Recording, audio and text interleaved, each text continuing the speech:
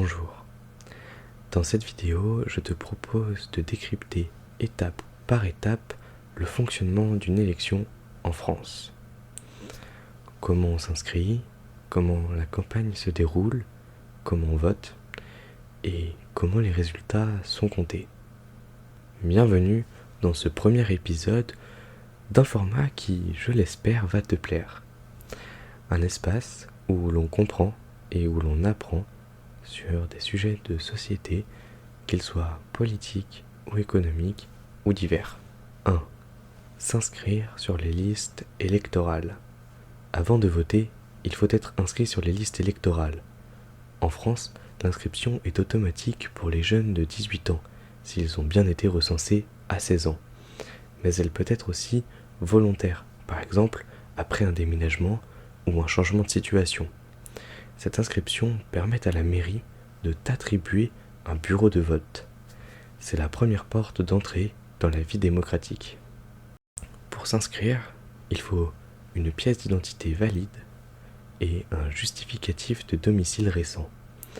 La démarche peut se faire en ligne ou directement en mairie. C'est simple, mais essentiel pour la suite. 2. La campagne électorale. Avant même que la campagne électorale ne commence, il y a une étape indispensable, la déclaration des candidats. Pour se présenter à une élection, un candidat doit déposer officiellement sa candidature auprès de l'administration, le plus souvent en préfecture. C'est une démarche administrative, mais strictement encadrée par la loi. Pour certaines élections, comme l'élection présidentielle, il faut également obtenir des parrainages. Les parrainages sont des signatures d'élus, maires, parlementaires ou conseillers, qui permettent de valider la candidature. Ce n'est pas un soutien politique, c'est une condition légale pour pouvoir se présenter. Une fois les documents vérifiés, les conditions remplies et le candidat accepté, le candidat est officiellement déclaré. C'est seulement à partir de ce moment-là que la campagne électorale peut débuter. Durant la campagne, plusieurs moyens sont utilisés pour présenter les idées. Il y a les affiches électorales, placées sur des panneaux officiels. Elles montrent le nom, la photo et parfois un slogan. Ces documents, envoyés aux électeurs, présentent le programme ainsi que les priorités du candidat. Il y a également les réunions publiques, des moments d'échange ouverts à tous où on y explique les propositions et on peut poser des questions. La campagne électorale est aussi très encadrée juridiquement. Il existe un plafond de dépenses pour garantir une certaine équité entre les candidats. Toutes les dépenses doivent être déclarées, contrôlées et validées par une autorité indépendante. Sous certaines conditions, une partie de ces dépenses peuvent être remboursées par l'État. Il y a aussi ce que l'on appelle la période de réserve. Durant cette période, les élus, en fonction, doivent éviter toute communication qui pourrait être assimilée à de la propagande. Ils ne peuvent pas utiliser les moyens de l'État ou des collectivités pour faire campagne. La campagne, c'est aussi une dimension humaine. Les militants jouent un rôle essentiel. Ils distribuent des tracts, collent des affiches, organisent des événements.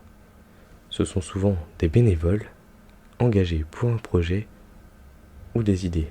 Les débats télévisés font également partie du paysage. Ils permettent aux candidats de confronter leurs programmes, de répondre aux questions et de s'adresser directement aux électeurs. Enfin, juste avant le vote, il y a le silence électoral. La veille du scrutin, toute propagande est interdite. Plus de réunions, plus de messages de campagne, plus de nouvelles affiches, c'est un temps de pause. Un moment pour réfléchir calmement, sans influence extérieure. 3. Le jour du vote. Le jour du scrutin, tu te rends dans ton bureau de vote. Tu présentes une pièce d'identité et ta carte électorale. On vérifie ton inscription, puis on te remet une enveloppe. Devant toi, une table avec des bulletins de chaque candidat ou de chaque liste. Tu peux en prendre plusieurs ou seulement celui que tu veux. Par la suite, direction l'isoloir, un espace fermé garanti par la loi. Elle permet d'assurer le secret du vote. Tu glisses ton bulletin dans l'enveloppe, un geste simple mais déterminant. Puis, tu t'approches de l'urne, le président du bureau annonce à voter. Ton enveloppe est déposée dans l'urne transparente. Ce geste, c'est le cœur de la démocratie. Un acte individuel qui participe à une décision collective. 4. Le dépouillement. À la fermeture des bureaux de vote, généralement à 18 ou 20 heures selon les communes, commence le dépouillement. C'est un moment public, tout citoyen peut y assister. Les scrutateurs ouvrent les enveloppes, lisent les bulletins et comptent les voix. Chaque vote compte. Une voix, une enveloppe, un bulletin. Les résultats sont ensuite transmis à la préfecture, puis centralisés au niveau national. Le processus est transparent, contrôlé et vérifié à chaque étape.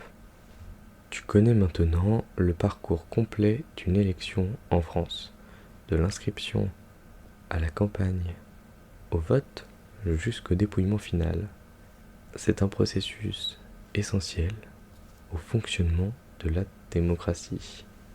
Je te remercie d'avoir pris ce temps avec moi et je te dis à très bientôt pour une prochaine vidéo.